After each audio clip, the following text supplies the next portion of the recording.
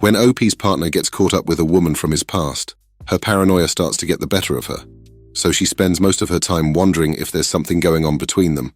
But are her concerns warranted? To find out how this story ends, get yourself a coffee and grab a bowl of popcorn so we can get into it. I met my husband on a dating app in the UK, and when we met, we got on really well and started a relationship. At the time, he was thinking about buying a property in Greece, and with Brexit looming, we got married so there wouldn't be an issue with me going over there to be with him. He bought the house and had both our names put on the deed. But fast forward a few years to early 2022, and I get a message on Facebook from a woman saying that her sister, who we'll call Rose, and my husband have been messaging, talking, and sending photos to each other. I asked for the messages, and she sent them to me, and there were literally thousands of them, spanning a period of about 6 months. She also added that he told her that he was separated, and all the messages were saying how he missed her, and how funny and sexy she was. It moved on to him telling her that he loved her, and vice versa. She asked him multiple times if he was definitely separated, and he responded yes, every time. He even showed her a photo of his wedding ring on our kitchen table, saying it's over, and she knows it is, and the divorce will be coming soon. You're a liar! You're a liar! A lot of the messages were about how boring I am, how we never have sex, and how we spend our time separately. He was arranging a trip to the UK to meet her and spend a week with her in a hotel while I was at my mom's. Some of what he said was true, but we weren't separated. After receiving all these messages, we had massive arguments. Tears were shed, but I decided to let it go and try to make our marriage work. Imagine my surprise when in June of the same year I was on Facebook and saw a photo of Rose in a neighboring village. I showed him and asked him, "Why is she here?" But he said that he didn't know. My husband got a text that night from the guy Rose was visiting, and this guy is someone my husband has known for about 30 years. He was asking to meet up, so we both went to the village and met him and Rose at a bar. At this point, we knew about each other, but neither of us said anything, and in the end, the night went okay. My husband arranged to meet them again the following night, and I was okay with that because someone else would be there. He got home around 2 a.m. that night, but I didn't suspect anything. That was a mistake! The following night, he arranged to meet them again, and I was working, so said I would meet them at 10 p.m.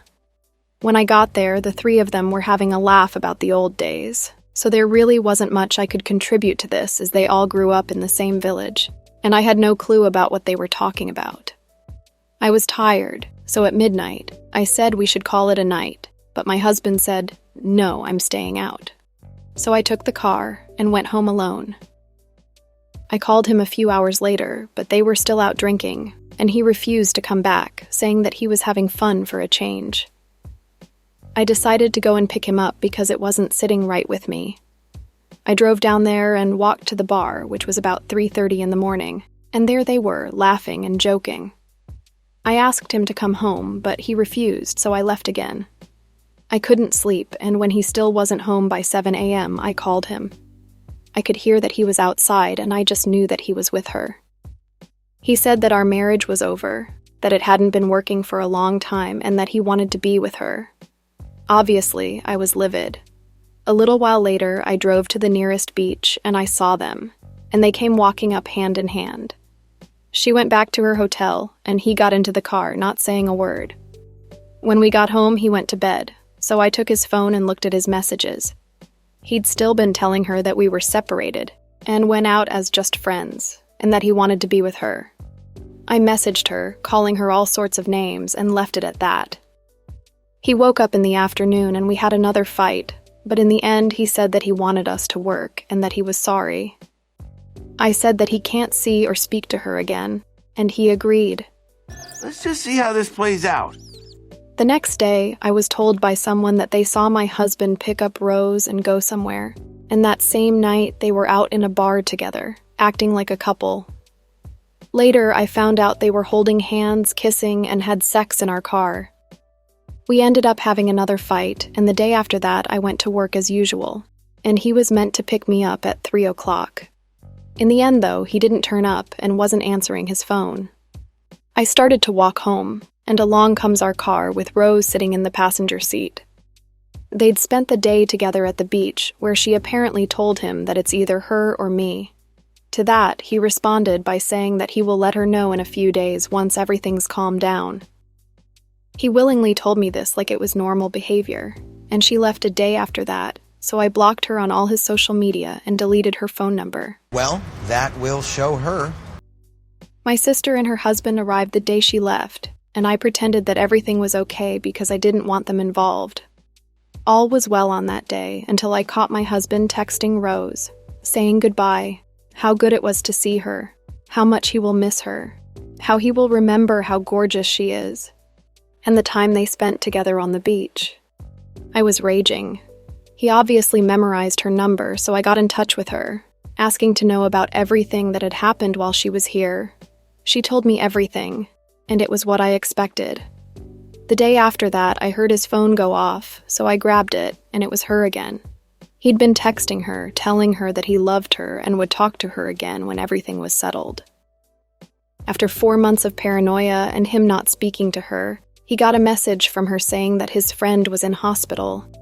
I read the entire thread, and it was nothing but talk about how sick he was, but I was still raging. It brought it all back to me. My friend was staying at the time, and she ended up having an argument with my husband too.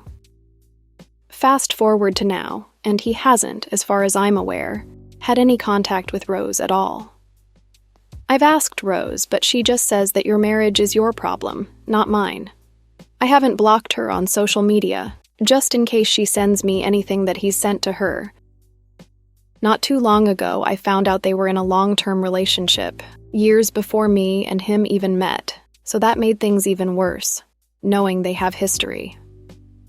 I unblocked her on his accounts a few days ago, and she noticed because they're in some of the same groups, so obviously his posts started to show up on her feed. She messaged me saying, "If you're that unhappy and can't trust him, then do yourself a favor and leave him." I haven't responded because I feel stupid now. I want to be with him, but I just can't let this paranoia go. He caused this, but I'm suffering. We don't have any children, so I know I can just leave, but I just can't bring myself to do it. While I don't agree with what Rose and OP's husband are doing, she's right on the money with that last statement. If OP can't trust her partner and the relationship is making her life miserable, she should call it a day. Since they don't have any children together, making a break for it now might be the best choice. It's clear that OP's partner has no respect for her, so I can't see how she'll ever be able to find happiness in a situation like this. Let's quickly go through the comments to see what's being talked about. Miho says, "Why in the world would you stay with him? Where is the love for yourself? Where is the respect for yourself? You've got to find that first, because he has no love or respect for you to begin with. A relationship can be rocky sometimes, but this is one big landslide downhill. He gave you anxiety, heartache, and trust issues, and for what? So he can stick his junk inside another woman? Divorce him and run? He isn't worth your love." Last Second says, "Hey OP, are you so insecure that you can't find yourself a great man who's going to treat you with respect and only want to be with you? You knew the first time when that cousin of hers got in contact with you and told you about his affair.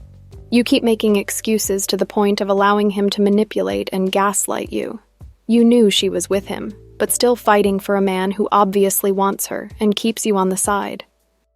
It would be different if he cheated once, had complete and utter remorse, told you about it, blocked her, went no contact with her, did everything to get his marriage back, building his trust on your terms, and got therapy on his own and with you. He's not taking any responsibility and doesn't really care about the commitment he made to you.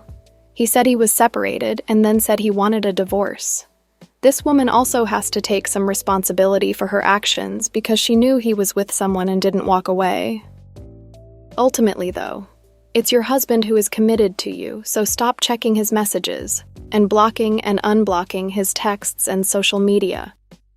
He's going to continue with this woman or someone else because he's not remorseful and doesn't care.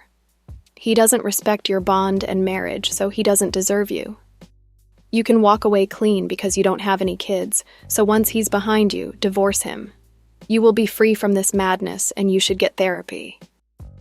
When you're ready, you'll find the right person. This one isn't it. I agree with these comments, as it really does seem like OP doesn't have any respect for herself or her time. If this relationship continues, I fully expect things to get much worse for OP in the future, as Rose is probably going to be the first of many women her husband takes a liking to. I hope you enjoyed this episode of Coffee and Popcorn, and I can't wait to see you on the next one.